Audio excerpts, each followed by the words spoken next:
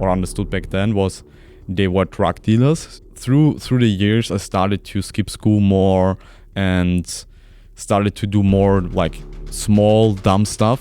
For you, it would be better to do something where you don't need to work with your brain. Friends of mine started to carry weapons. So if I do 10 times that, I make 5,000 a month. That's a lot of money. 6 years working like a workhorse, non-stop, traveling around the world. Had a good time as well, always. So Chris is the ultimate Rolodex. You need a connection, and he certainly has the right number. I'm very happy to have you here as a guest today. Hello, Chris. Thanks for the invitation. I'm looking forward to an English conversation.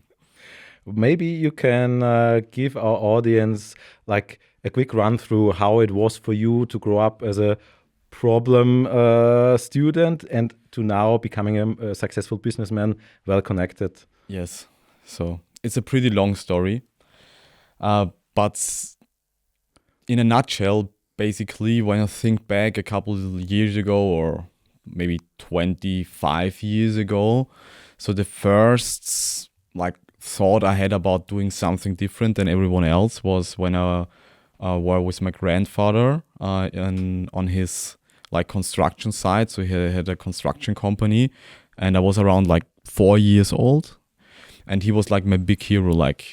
I thought it's the coolest thing ever to do what he do. So, and one day I had the opportunity to go with him to one of the construction sites he worked on. And before we went there, on the other side of the street, there was a car dealer. And I looked at the car dealer, and there was an old white Ferrari Testarossa.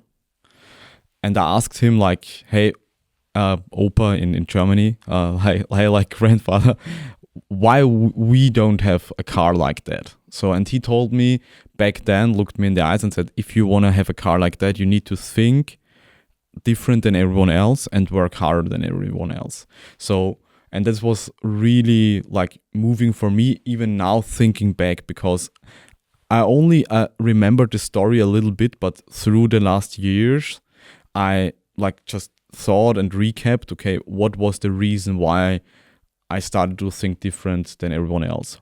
Why was it hard for me to perform in school, to listen to the teachers, to be focused in school?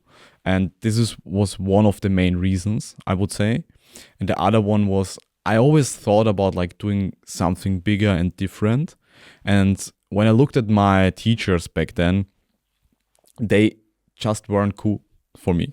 So they didn't have the cool car, they didn't they weren't in shape. It was nothing really attractive for a young man was 10 years old at this point when I looked at my teachers. So the people I thought they are successful and more interesting for me were on one side musicians, mostly rappers from US and German speaking countries, and on the other side it was big brothers of friends of mine.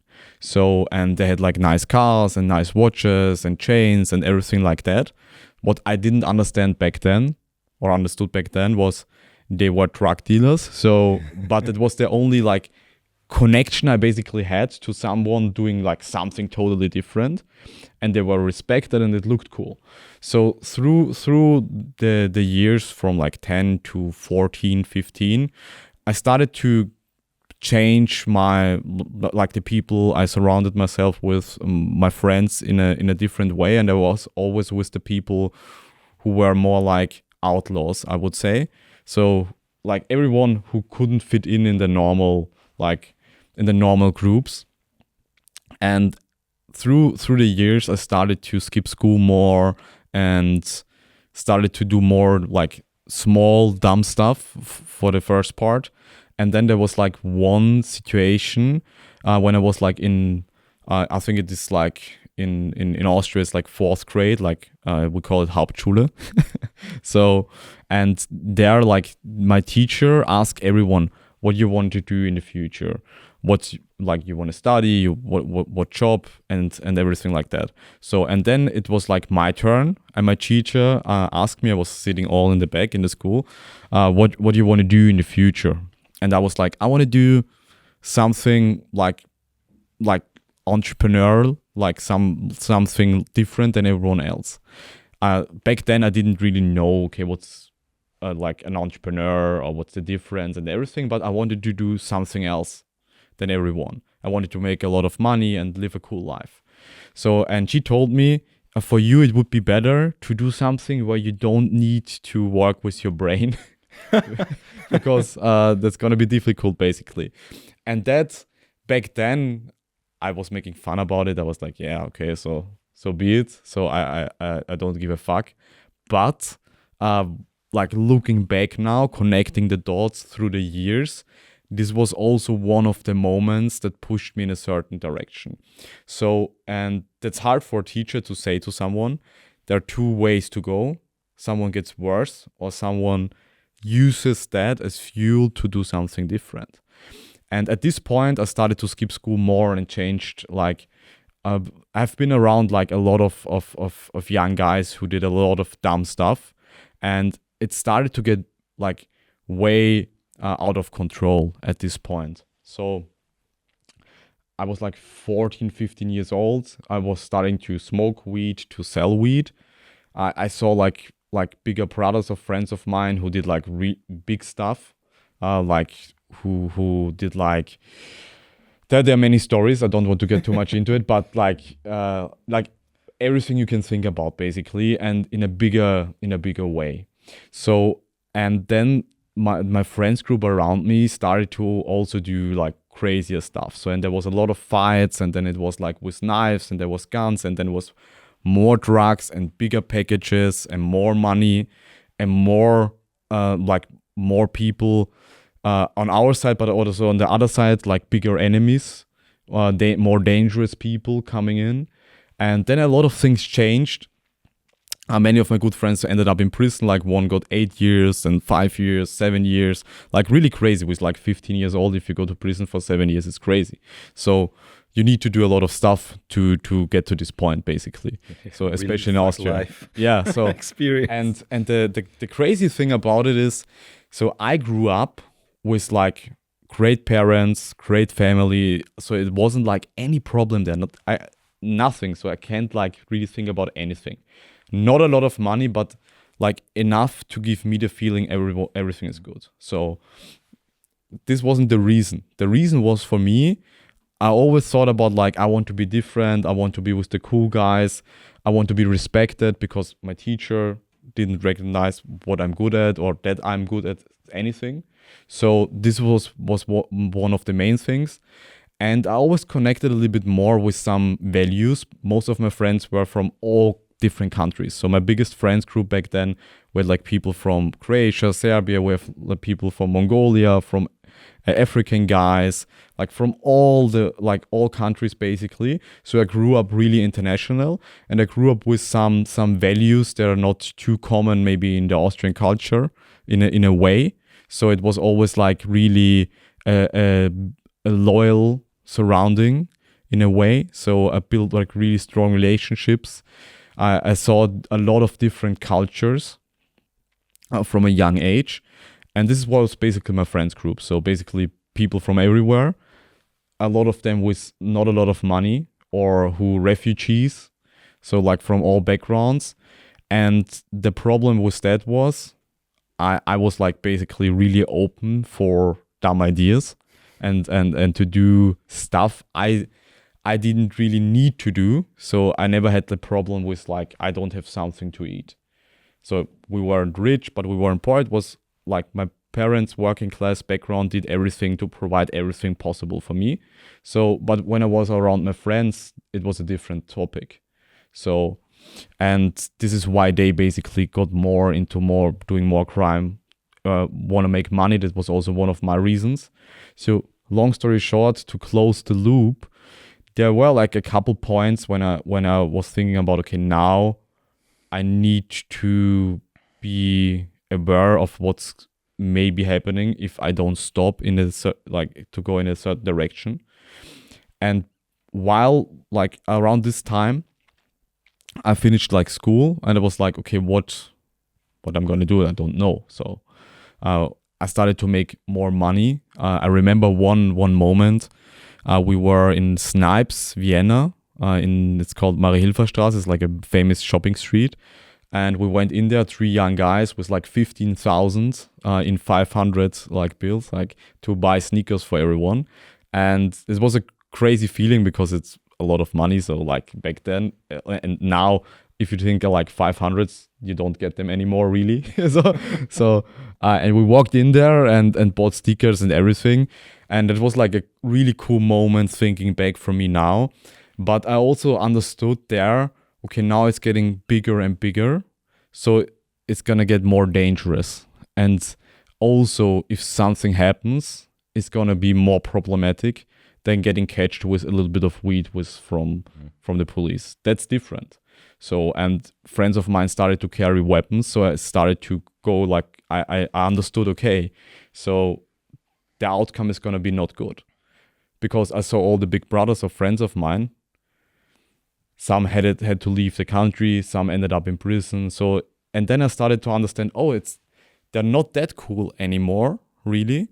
With like 15 years old, it was like, oh, this guy already were like 5 years in prison. Like it's something cool, like, or he's like. Yeah, especially if you grew up with all of those rappers, right? If you have this this picture in your mind that this is what the cool kids do. Yeah, so that's maybe a topic we can talk about is like the influence of like rap music and music especially related to crime to young guys to basically give them the feeling it's something cool to do something like that.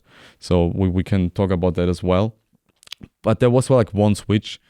Like my mom decided, okay, I need to leave like this environment at least to a certain point. Because back home with my family, there was no really issue, but the people I was surrounded myself with.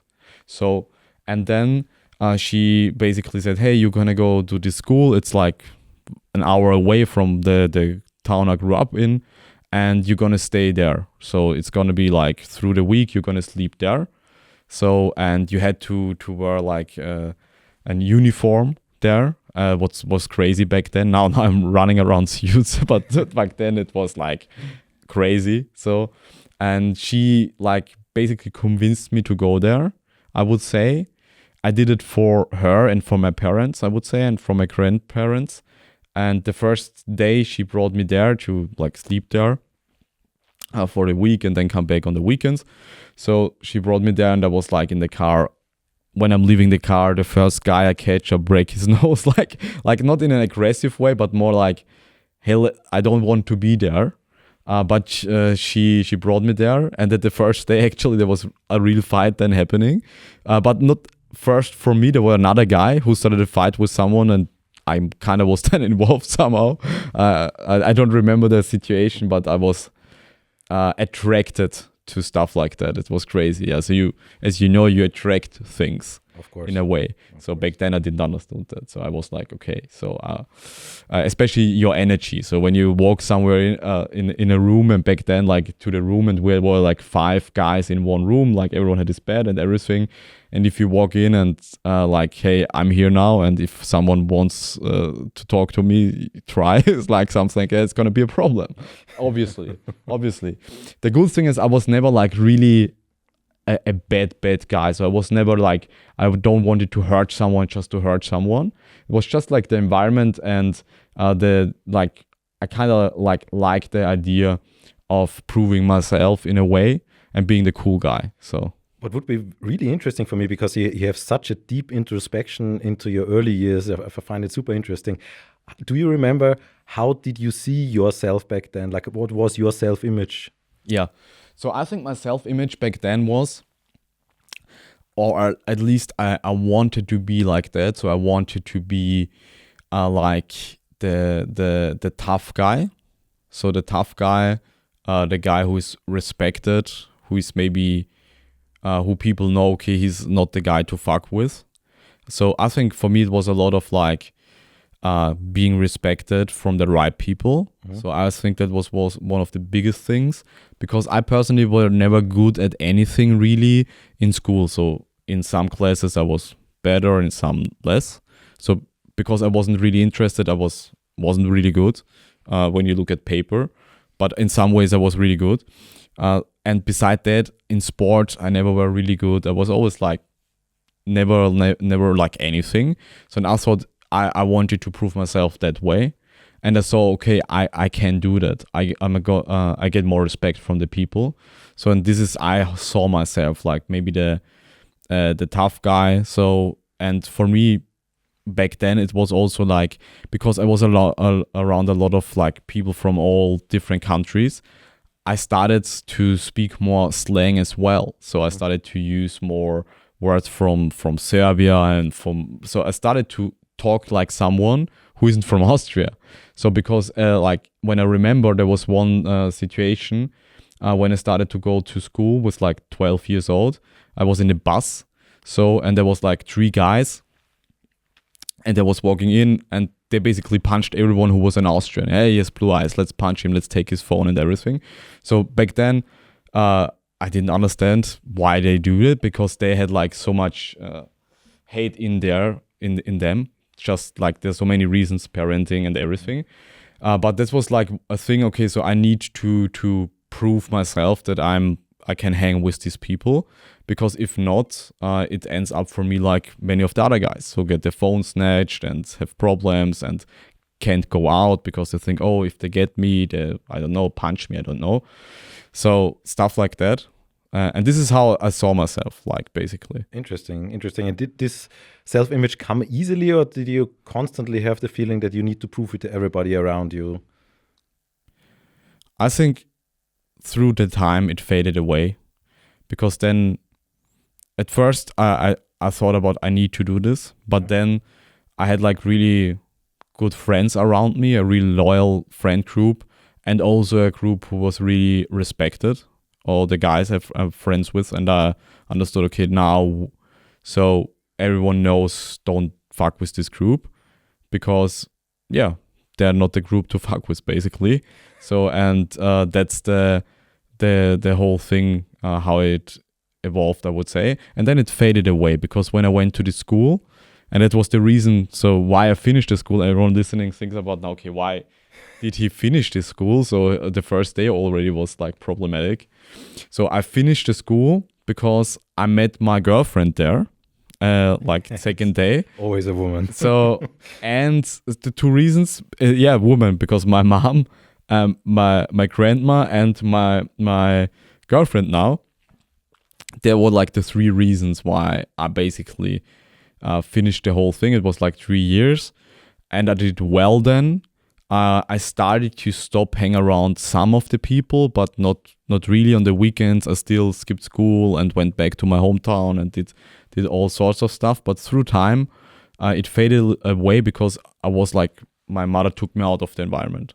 Mm-hmm. So I wasn't there every day. I wasn't there at like every dumb situation and every fight, at everything.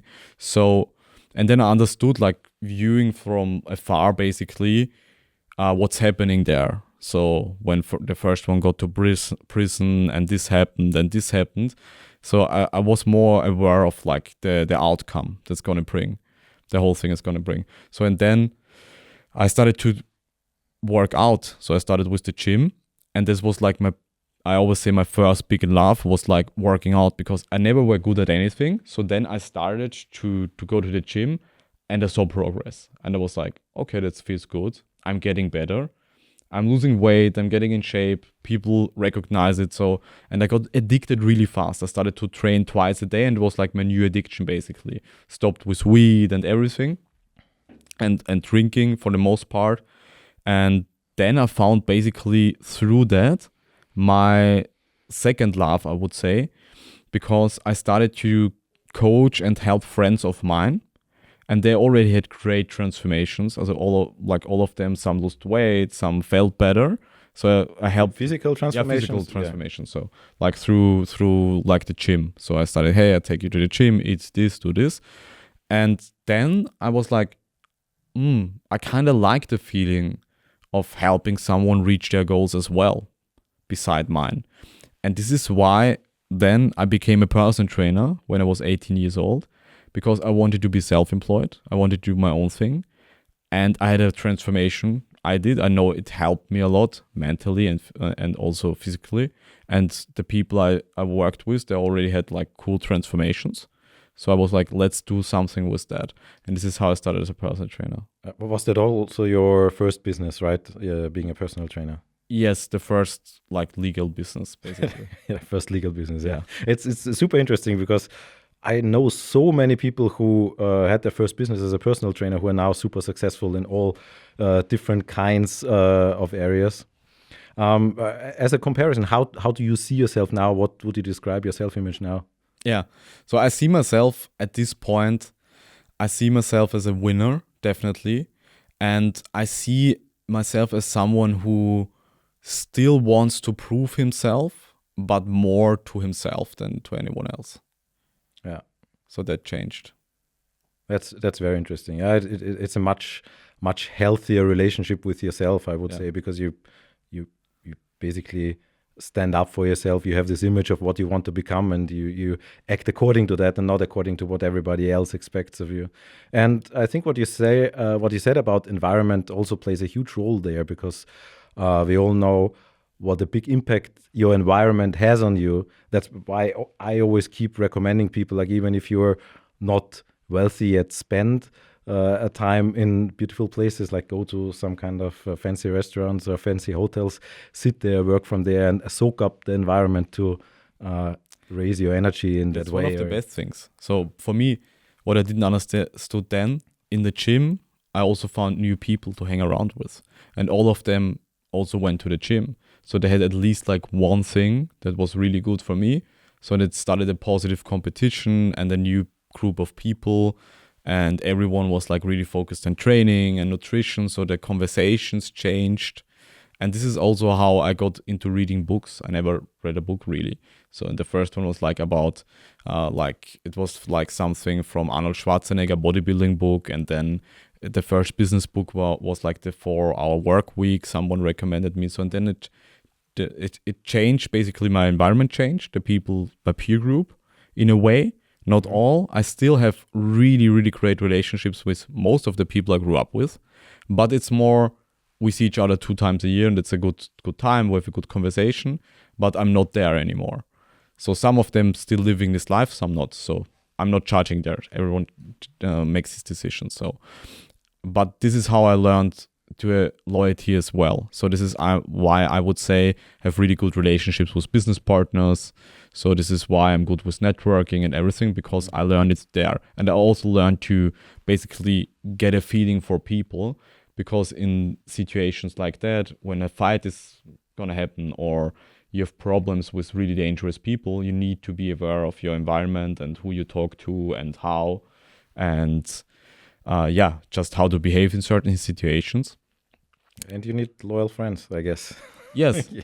So at the end of the day, the biggest thing or the most valuable thing you can have is, like, besides believing in yourself, is the people you have around you and how much they believe in you and how loyal they are.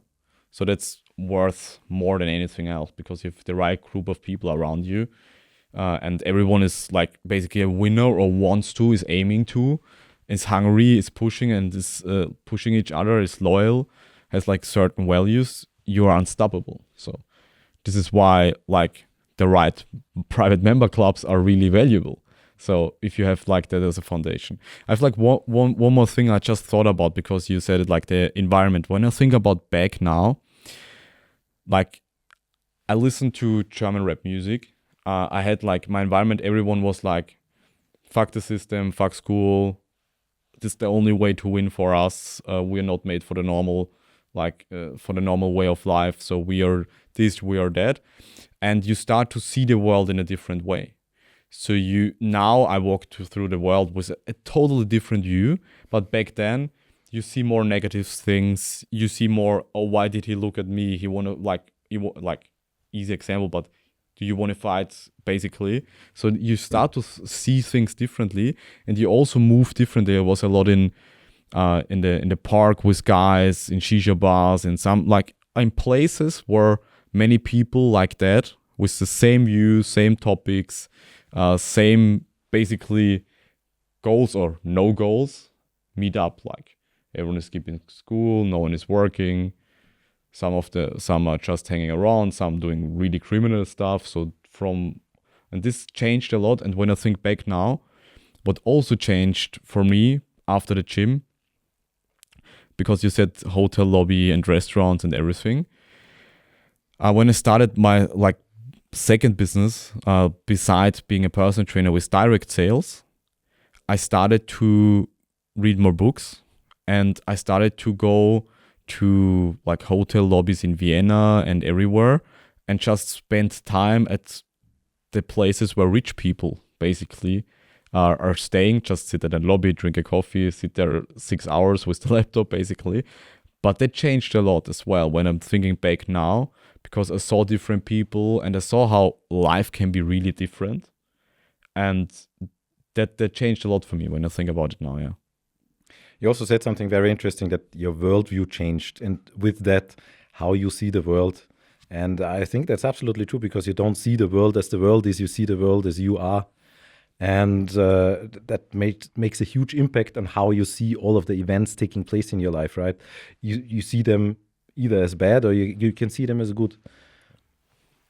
So what would you say was the biggest lesson from this first business that you started, the not so legal business and the legal business?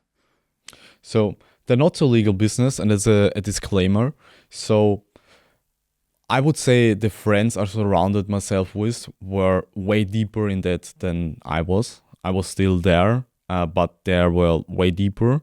I can't go into details because it's maybe someone is not liking to go into details, but at the end of the day, what I learned there is how important it is to have the right people around you, the right team you can trust 100%.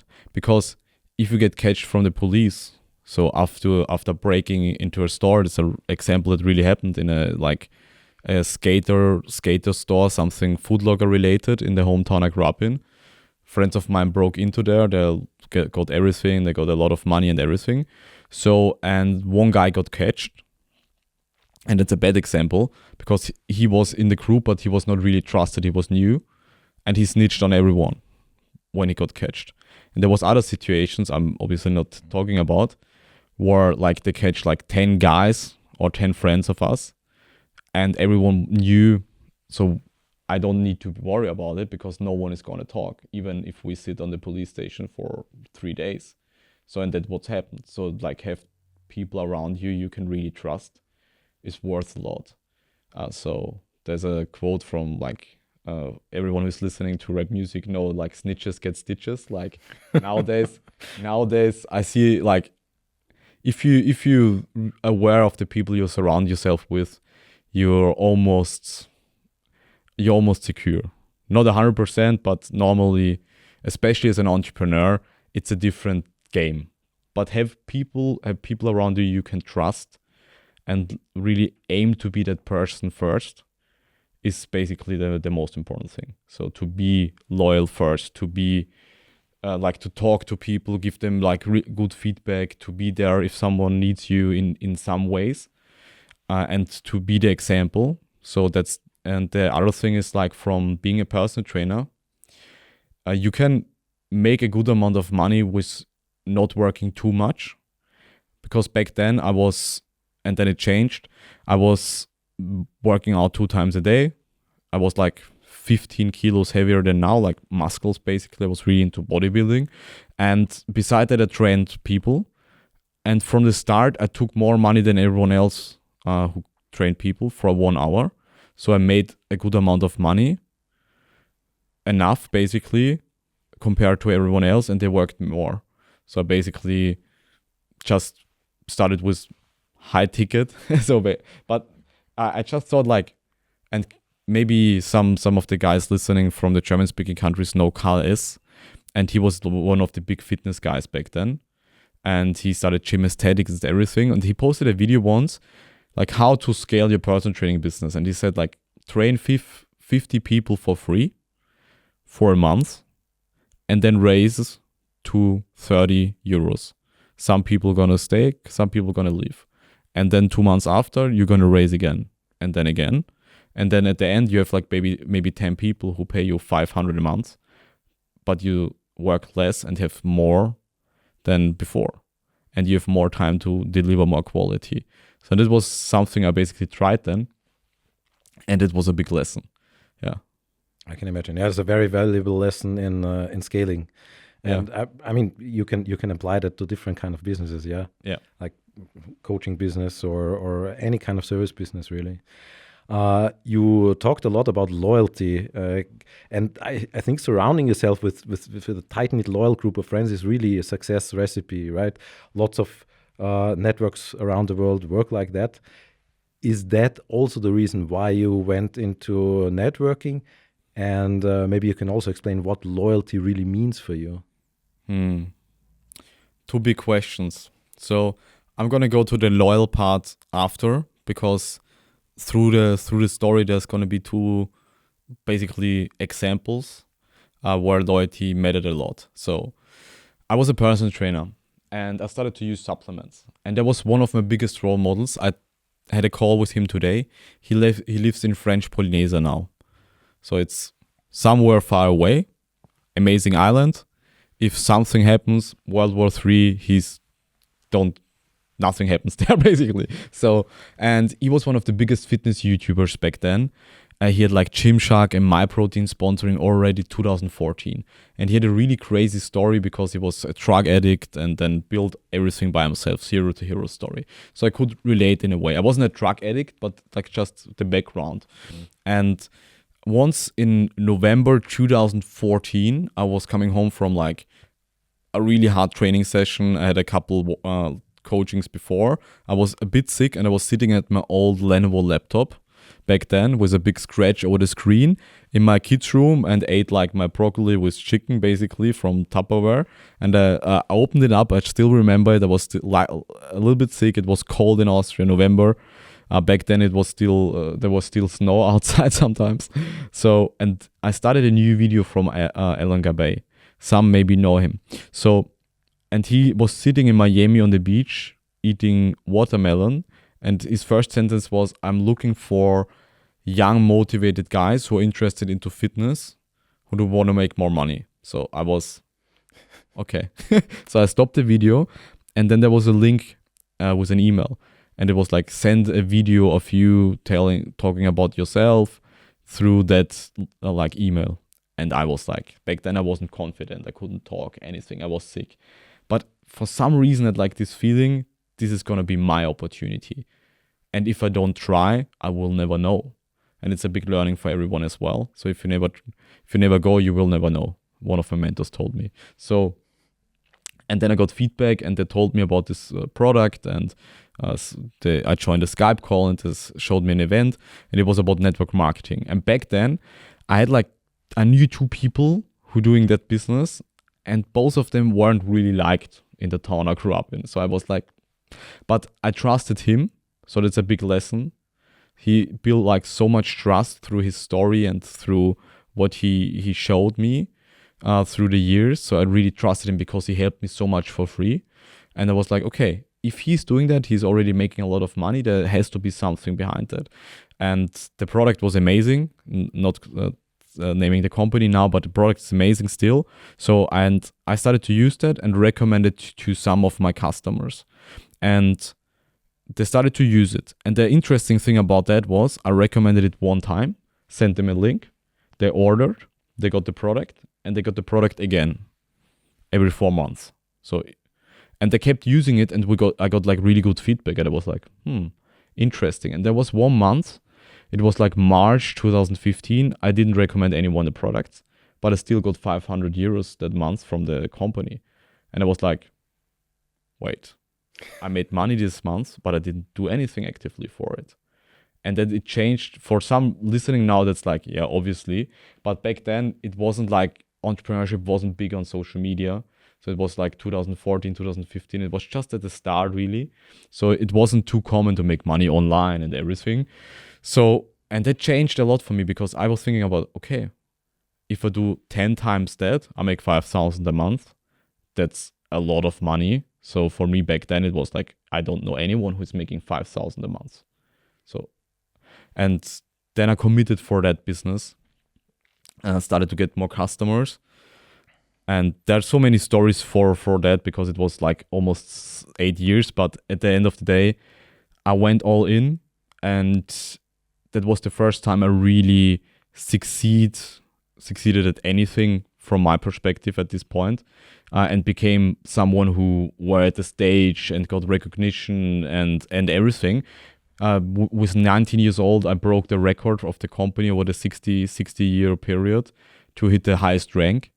Because I worked like it's crazy for 1 year. It's crazy. It's a whole podcast just about this year, how much damage that did to my health. Maybe. But back then, with 19 years old, you can do it. You recover way faster. So, and that changed everything for me, because then I made first time, I remember it, a day before my 20th birthday, first time 10,000 plus a month. And I sent it my mom a screenshot. I was at an event tour, and I was in Klagenfurt in Austria, and I was like, I just got 10,000 euros on the bank account from 1 month. What's happening here? So, and I was working, and I was burning so hard for the vision we built, because the company was really mostly like doctors and health experts, no young guys building that. So we were the first like young like fitness guys who were hungry, who started to build that. And we started a whole movement. So, and through the 8 years, we built it in like 11 countries. We launched our own app. With our movement together, we got over 100,000 customers, over 10,000 distributors in a lot of countries. Spent a lot of time in Dubai really early, in US, and I'm really thankful for that journey, because this is long answer, but this is how I started to get into more networking and like working with people, because I work with so many people from all countries and walks of life and backgrounds, from like really like low end in the US or some other countries to really rich people. And I got to meet so many of them, because we had like 10,000 distributors, but there were a lot more people I met through that, like through the process.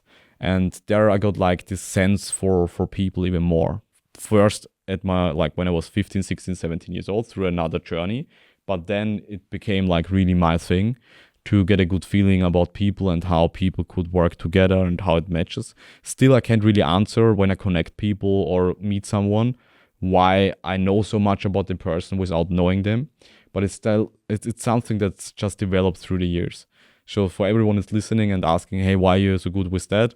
There was a long journey between that, and a lot of ups and downs, and losing a lot of money and losing people and everything like that. And about loyalty, your question, there was 2 moments. So for me, I always were loyal to the people I were close with, just naturally. I saw it from my parents, so they still have their friends basically from their youth or from their 20s. They always helped everyone. So my dad is like always, if someone needs something in the house or something, is always there, helps his friends. And my mom as well. So I saw that in a way, like caring about other people, and also through the journey. And for me, the hardest thing was always not losing money or like the business is going down. It was always personal with people. So if someone is maybe talking bad about you behind your back or is doing something and you don't understand why. So now I'm way like above that. I don't ask too much why. So because there's so many reasons why people do things, it's hard to really find out in some ways, and you don't really need to. You just need to take the lesson sometimes. And there was one thing, like one of my biggest distributors, one of the like guys I worked really close with through 5 years, and he made like 7 million plus through that time with his organization. From one day to another, he switched to another company. And in direct sales, basically that means a lot of like distributors and sales guys are going with him there. Sure. So and then my revenue broke down, but I really didn't care too much about that. It was like more the personal thing. I was like, why didn't he talk about that with me? So we're really, really close. So spend a lot of time together. So now I know it because I'm in touch with him. So I know like how frustrated he was at this time, because through 3 years, we didn't really move the needle anymore. We were like always at the same revenue around that. And he started to get frustrated because if there's no growth, it's hard, especially as an entrepreneur. And if you see other people succeed, especially in network marketing, you go to the events, you see other people on the stage and they doubled their revenue and we worked a lot, like really a lot. So back then I didn't really understood it. Now I know because I had the same feeling, but he was just like a different type of guy and he just hadn't the same like values and saw the world the same way I saw it, because his journey and his story is totally different, and he had to deal with a lot by himself and had problems with loyal friends around him. So now I know, okay, for him it was different and it wasn't that personal. For me back then it was personal. Now we're basically good, so I'm still not happy about it, but it changed a lot. And this was one story about loyalty, and the other one, through the process at this point, I was like also really frustrated because I was like 6 years working like a workhorse, non-stop, traveling around the world. Had a good time as well, always. Saw a lot of places, but worked a lot. So as well. So then there was like this one moment I was like, okay, what I'm gonna do now? I don't know if I can do anything else beside that. That's what I'm good in, building organizations, moving people. And I was like, okay, I want to build the same thing in the US. And everyone was like, that's too far away, your English and everything. So, but I did it. And I got in touch with a lot of people from California because I always liked California. I spent a good amount of time there through traveling, and I was like, California, it's like the dream back then. Now, not really, but it was always like the idea with Arnold Schwarzenegger and going there and like celebrities and the sunsets and everything. So, and there was one guy, his name is Bigelow. Shout out to him. He's going to definitely listen to the podcast. And he was a high school guy from Sacramento, and I talked with him on Instagram. And he was like, I was like, okay. And we had our first call. And I just knew, like, this guy is special. I saw basically myself in a way, like I was when I started. I had also a fitness guy. He were always really good in school. So that was the difference. And, like, did a lot of stuff. And he just started. And long story short, we started to work really close. I spent a lot of time in San Diego. Then, because he moved to San Diego to study and build the business beside. He's running a really successful company now as well. I'm also assist him with that. And he had a big transformation. He's also not active anymore in direct sales, but is doing multiple 6 figures a month with his company. Great guy. And that's the lesson about loyalty and about trust. At the first time when I was investing 10,000-15,000 to spend a lot of time in San Diego, the revenue of him and his team was like 5,000 a month. So basically I made 100 euros a month from that organization. But I trusted, like he showed me he's really hungry and he's loyal to the vision and wants to do it through a lot of months where we do Zoom calls and meetings without an outcome. And this is why I gave the trust in him and said like, okay, I invested money, I be there, I spend time there. I'm going to stay in San Diego. I leave everything here. So back then I still had another girlfriend back then. So I left everything behind. I was like, okay, I go all in with you. And the outcome was different than we expected. But now we're really close friends and he's successful in what he does. So loyalty means for me, especially, this is why the example, trusting someone. And loyalty is built on trust. So I think before you can be loyal to someone, you need to trust that person. The person needs to trust you. This is how like loyalty is built. I think that's how any good relationship is built. That you get to know each other, then you start to trust each other, and you take good care that this trust is not broken, right? Yes. And I also think that you're growing up around so many different kinds of people. You said that you had a family who took well care of you, but you also had friends around you who were in some dark spots, but also some very, very interesting spots. So really early on you developed a sense for people and how different people see the world, how different people are, and I can imagine that helps you now becoming so successful in bringing people together. Yes. Yeah, definitely. So that was one of the reasons also why I'm doing well, I would say, as an entrepreneur, because I know how to put teams together, understand people. I'm really patient with people, and I see always the best. That can be an issue sometimes, because you fall in love with the potential of someone. So you need to regulate that, but it was a learning process for me. But this is why I'm good with that. So as an example, when we looked at Gentleman's Network, where you're also part of, the people who are in there, I just not run around recruit people because they make a lot of money. I'm really thinking about how these people could match up with each other and how I see them long term working together. Not perfectly, but I try to. So this is one of the reasons why I'm good with that. And also meeting someone and saying, okay, I have someone I want to link you up with. It's going to be a perfect match.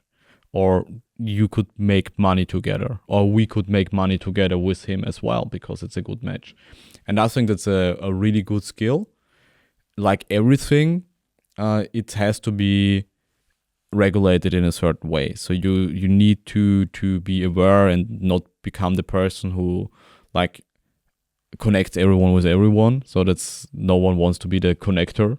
So it has to be always like with the right intentions, and you need to think things through. The same thing with starting a business, because as you can imagine, and maybe know, when you meet a lot of people, there are a lot of opportunities and businesses all the time on the table. So, and it takes your focus. And if you really like people and you think, oh yeah, he's good at this and this and this, you would love to do everything basically, but that's not working.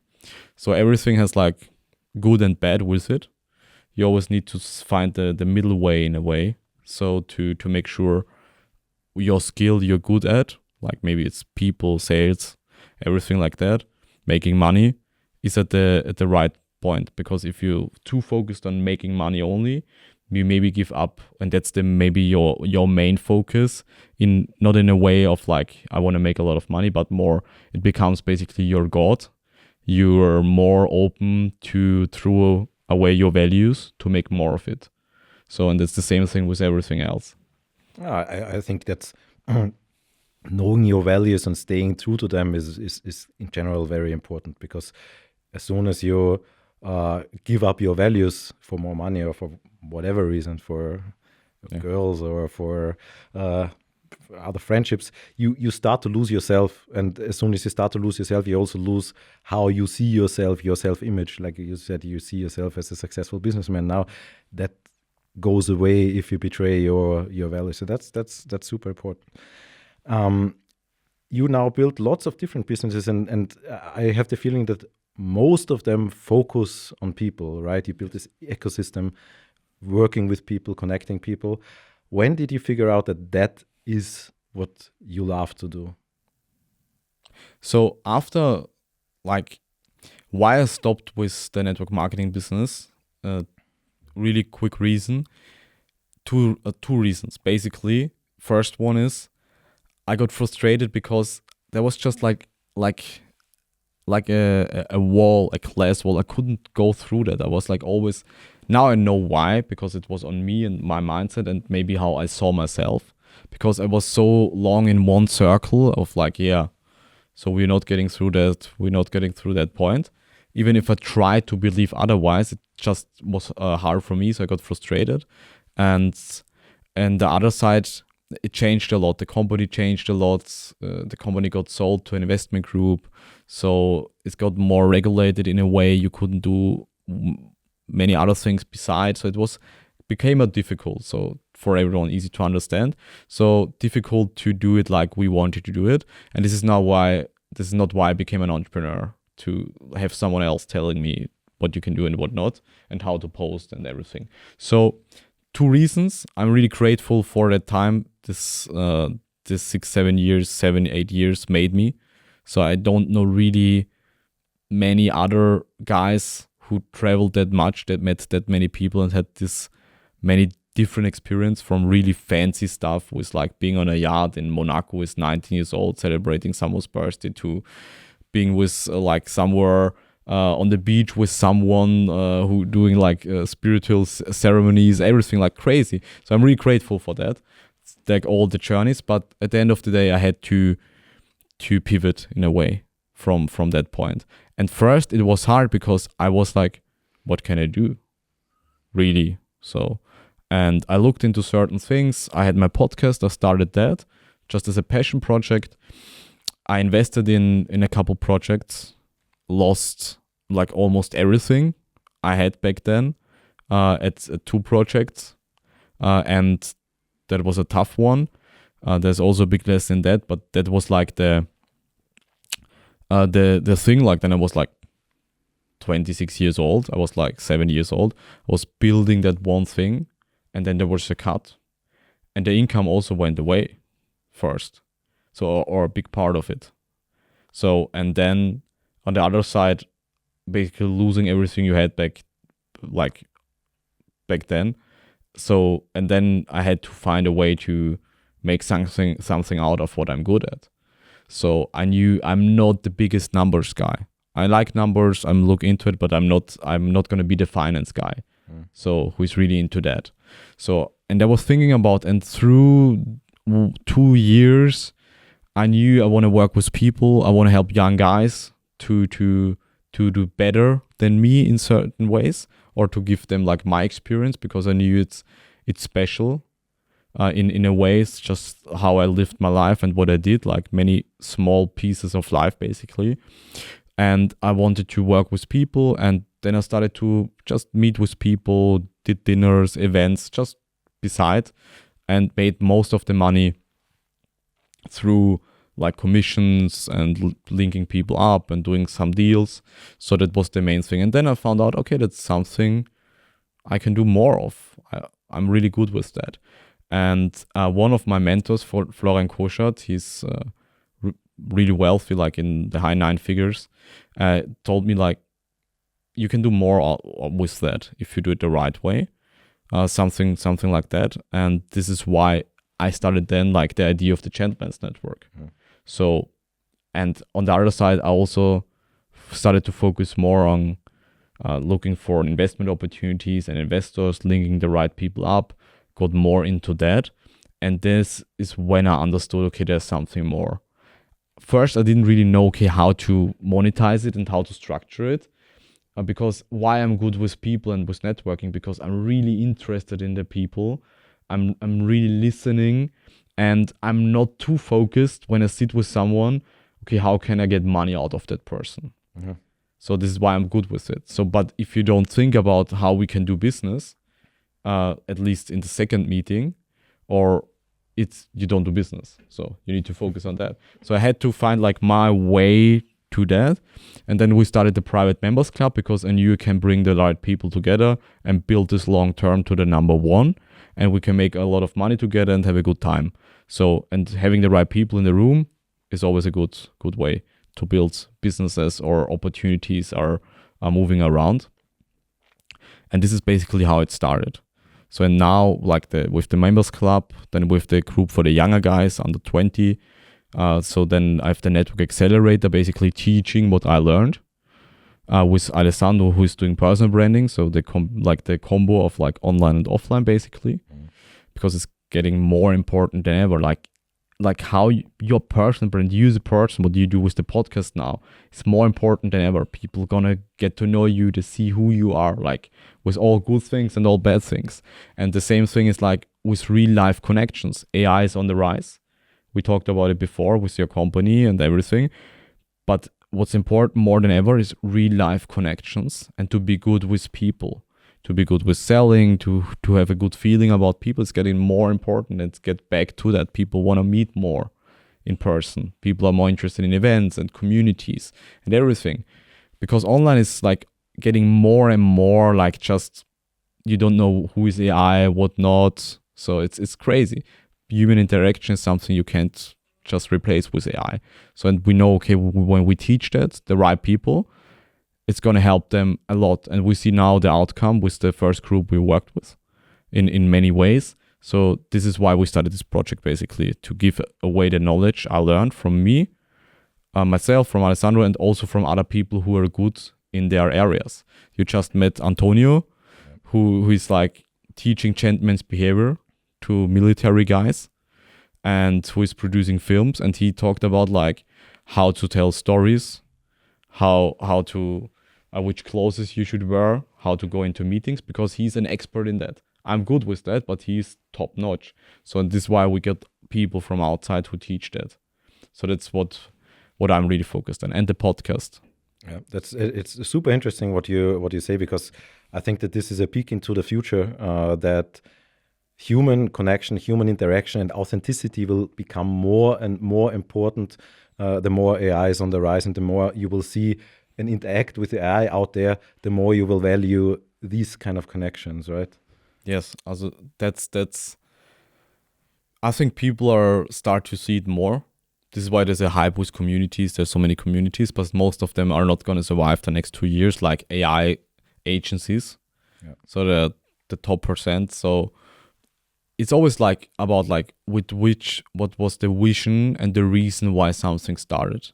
If you just build an AI agency because it's AI and you make money with it, you're going to make money with it maybe. But long term, people who are really passionate about it and they're really into it, they'll outcompete you. Same thing with building communities. So I saw so many communities come and go. So this is why like I decided, okay, we need to focus to not monetize about the memberships, because if we focus on that, we need to get consistently a lot of members on the project to grow. But if you focus on having the right people and doing deals in the back end, it's going to be more valuable for everyone. And there's going to be more people who are hand selected or selected to be part of that, not just because they're making money or they're rich or they're good in what they do, because they also have like similar values. And then you can build it long term. This is how I see building a business like overall, basically. Having the right people together and being maybe a little bit more picky who you take, and not just looking at 100% of the track record, depends what you do, but also what's the potential of this person. So Absolutely, yeah. Seeing the potential of this person, and as you said before, investing into them, into their future. Because then you build trust and loyalty. Yeah. Because if not, people are going to leave really quick. If that's what I learned in network marketing, if people are not, there's no real loyalty and no real culture, people are going to leave for more money. So, and sometimes it's okay. So you don't need to be too emotional about it in a way. But if you take people with you on the journey and build them up with you, it's different, because they're more likely to stay with you. That's what I experienced. So, but there's so many like small details as well with which industry and what you do and what you're looking for and how big is your company. You can't just like take nice people on there because you think they have potential. But in a way, there's a good sweet spot to have people who have like talent in a way for something, but not the best now, but they're good guys and they're hungry. So that's I rather take 10 of them than like 100 of like or of people who are just good, but I know they're gonna leave for 1% more from someone else, because then you don't get really a business and you get nervous as an entrepreneur because you don't know when your people leave you. It's like having a girlfriend and okay, she took me now and I'm driving a Lamborghini, but I know when someone has a Bugatti, she's going to leave me. So, you know what I mean? It's Absolutely, an easy example, but you it's don't not want to what be in this situation. Yeah, you don't want to even think about it. Yeah. Maybe it happens. Maybe someone is leaving your company. There's so many reasons for that. Someone is really loyal and they need more money because they need to pay hospital bills for their parents, and you can't pay them the money at the moment because your company. So then they're gonna leave, and it's not really about like loyalty to a person. It's just like the why behind it is just bigger. So this is why I talked about like not getting too much into why someone doing something, because there's so many moving parts, like their history, their background, how they grew up, what they experienced, so why they're thinking like that. So I think it's always good to be like a little bit more distant emotionally, especially in situations like that, because you never know. Yeah, you never know. And I don't know. I for myself, I have a very big trust that the right people will always be attracted into my life for the period they are the right people in my life. Yeah. If you know what I mean. Yes. I would say it like that. You need to trust yourself. It's sometimes harder, sometimes easier. You need to believe in yourself, stuff like that. But doesn't matter which religion or what you believe in. But I personally have a trust in God that He gives me the right people and the right challenges and the right things in life. And because I would say you can environment and how you see the world, if you're just grateful and you move grateful and you're thankful for everything through your day, and maybe you pray or meditate, doesn't matter what you do, that changes your energy in so many ways. And this is when you move like that through the world and try to be, you're not going to be perfect every day. That's not working. But to try at least to aim for being a good human, helping others, giving maybe more tip at the restaurant, or giving someone positive feedback about their outfit, something like small things, and being grateful, you're going to attract a lot of things in life.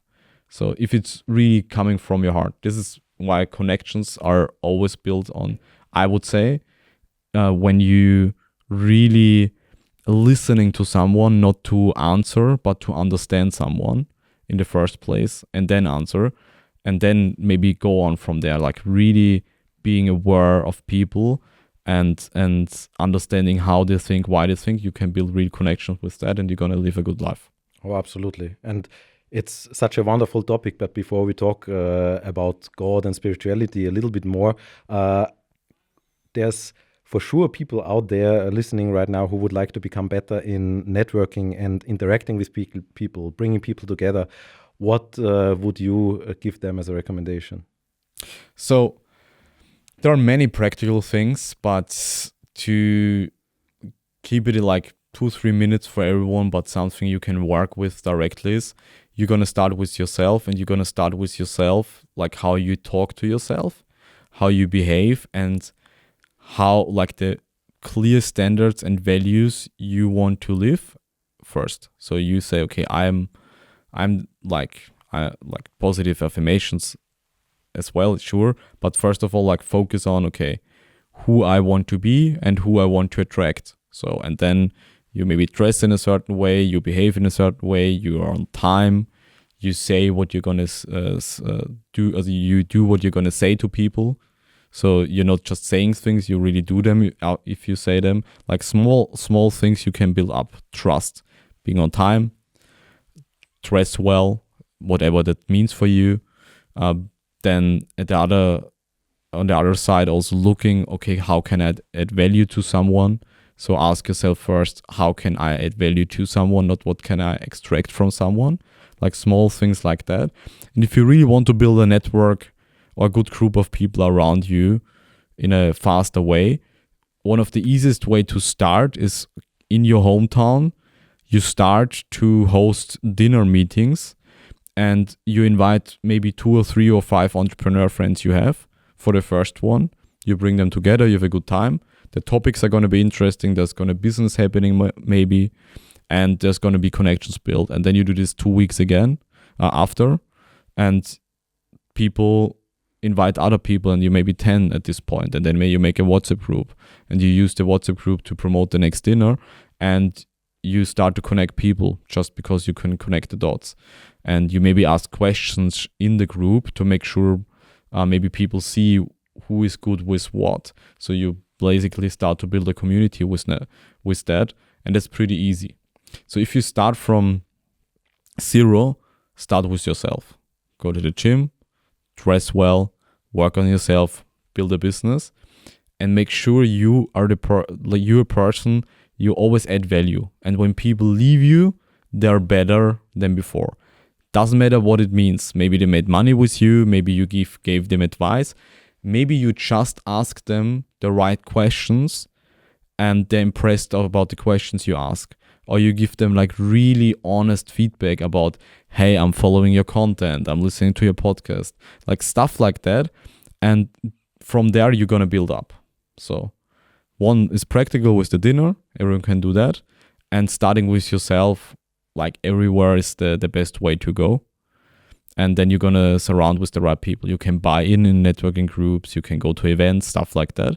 But for the start, doesn't matter where you are, you can start with the dinners. There are always some entrepreneurs around somewhere. Amazing advice. So figure out who you want to be, start with yourself, go to the gym, build discipline, take care of yourself. Then find the right people, invite people, look how you can bring value, not extract value, and bring them together. Yeah. Wonderfully said.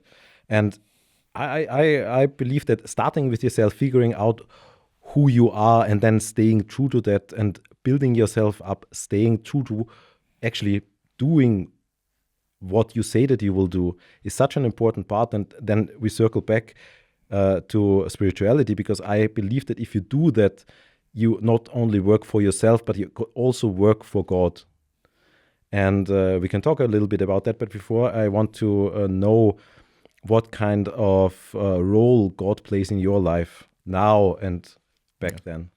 So I became more religious through the years, was getting older, just through experiences and meeting people and getting more sense of different types of people. So first I was really like into like the universe and everything, like a law of attraction, stuff like that. Like many people start in the personal development space. What's amazing. And then I got more like into Christianity. I always been a Christian, but like not really like practicing. Through like just meeting different types of people and through the process, I found out, like from my experience, many of the people who are like really into religion and Christianity and they really live it, or religion overall, they live better lives in a way, because it's like energetically, I can't really describe it, but it's what I found out. So, and then I joined a church. It's like a free church. It's really interesting. They have a business community there, and there I start to meet different people, have conversations, and so, okay, these people live really good lives with God, believing in God. And this is when God became more like present in my life in a way. It was always present, but for me. So I started to pray every morning and every night, and started to read a couple things about like the Bible and everything. Also other religions, talk to different people. And for me now, I'm praying every day 2 times a day. So that's like non-negotiable for me. That gives me a lot of energy. Maybe sometimes more, even like in when we go for dinner and stuff like that. So sometimes I pray with the people, depends who I'm with. So I'm not too much into reading the Bible every day, but I'm researching what I'm interested in. I work with GBT or any like other options to ask, maybe is there something in the Bible related to that? And this is how I started to learn and get better with it and get closer to God. And it's just like, I can't recommend it enough to someone. To someone, it's yeah. So would you say that for you it, because for me personally, it is this deep trust that I have that I will be taken care of no matter what is happening. Yes. That kind of gives me this sense of being taken care of and being guarded and being able to do whatever I want, going into any situation and not needing to be afraid. You know, that makes it so powerful, and that gives me such a superpower in a sense. Yeah, I would agree 100%, as it's for me the same. So this is why it helped me through my journey, because I always know I'm taken care of, and I try to move through life like someone who is God-fearing and knows, like understood through the years how important it is to be just like a good human, because you want to, not because you have to, and to help others. And like being more religious only added benefits to my life in many ways. from the people I meet, from how I live, like the structure, my spirituality overall. So for me, it's a no-brainer. Even if you're not really into reading the Bible, there's just no negative about like just believing there's a God and someone who is looking about you, and also someone who is looking when no one else is there and sees what you do and how you treat people. And one day you're gonna stand in front of God and you need to talk about why you did certain things. So I think there's no negative with that. So it's why I like to do business more. I like to do more business with people who are believing in God. Doesn't matter which religion, because I know they have certain values and certain things they look at, and they know, okay, I don't scam someone because God is watching. Absolutely. So, and energetically, they are also mostly depends which religion and where and who. There's so many factors, but at the end of the day, it's more an overall net profit to be around people who believe in God. Absolutely.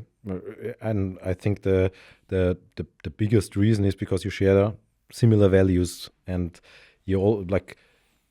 I believe that everybody who believes in God would like to be the best version of themselves, right? And become the best version of themselves, not only for yourself, but also as a praise to God. Yes. Yeah. Was there ever a time where your faith has been tested in business? Yes, I think many times. But when I started to go more into like Christianity and more into believing God, or being more present from my perspective, and feeling the presence more, I started to get more calm. I was always like good under pressure through the years. Just built like a rhino skin, I would say. But with God, like just on my side and thinking about that, there wasn't anything really that, brought me out of my way since then, because I believe everything is gonna go well, and everything has a reason. And this is why I'm even more relaxed in certain situations, because this is how it has to be. Absolutely. There's a fun fact. It's even scientifically proven that you have a calmer nervous system once you start praying. Nice. Interesting. We talked a lot about different topics. Now I want to know what is next for you and your networking empire. Yes. So for me, I'm turning 30 this year, so I'm looking younger, but I already lived a lot of life, made a lot of money, lost a lot of money, met a lot of people, traveled a lot. So, and for me now, I want to go to bed every day being proud about myself, what I did, the people I met, how I talked, what I did, if I trained most days, but like just being proud of myself and being proud of what I did. This is why Impact Millions is the name of my podcast, because impact is a really important thing for me, having impact in someone's lives in different ways. Having an impact, can we make money together, making a deal is an impact, or inspiring someone. So, and for me, the next years, I would say the next 5 years, one of the main goals is to build a Champions Network to the leading one in the German-speaking countries, or over that. So we're gonna do that.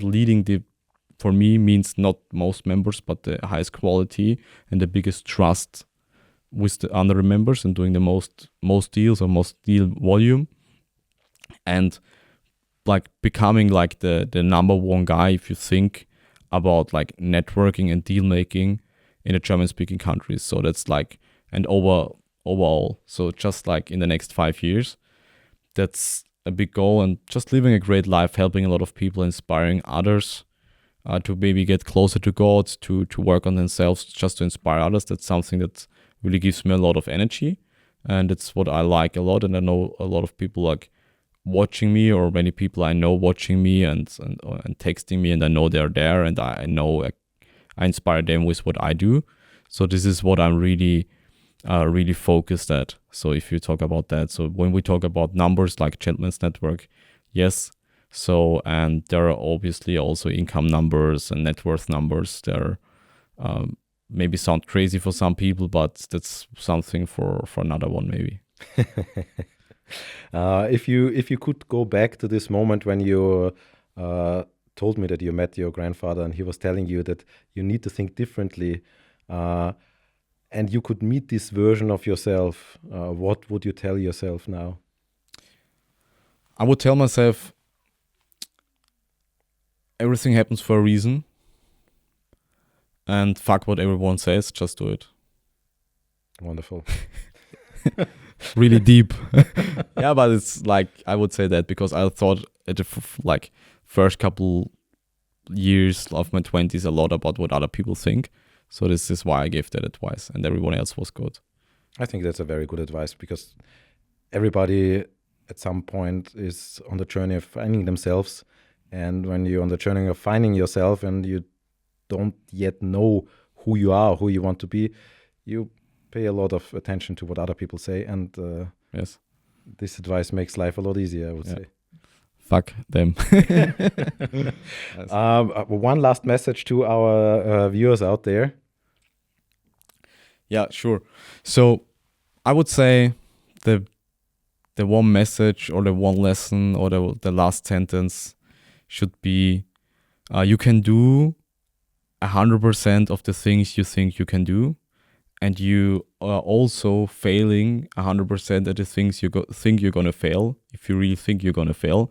So the answer to that is what I learned: think about winning, think about that you can do everything, and that God is on your side, and you're gonna win in life, health-wise, business-wise, relationship-wise, and just keep pushing. Very wonderfully said. Where can people find you online? So Instagram, LinkedIn, through my websites, Chris Ebner, like almost everywhere. You're going to find me. Google, YouTube, my podcast, Impact Millions. There you're going to find me. And at some events maybe as well. Yeah, and if they are in the German-speaking market, they will not get around you anyway if they're interested in networking. Yeah, that's Chris, true. It was an absolute pleasure talking to you. Thank you so much for being here.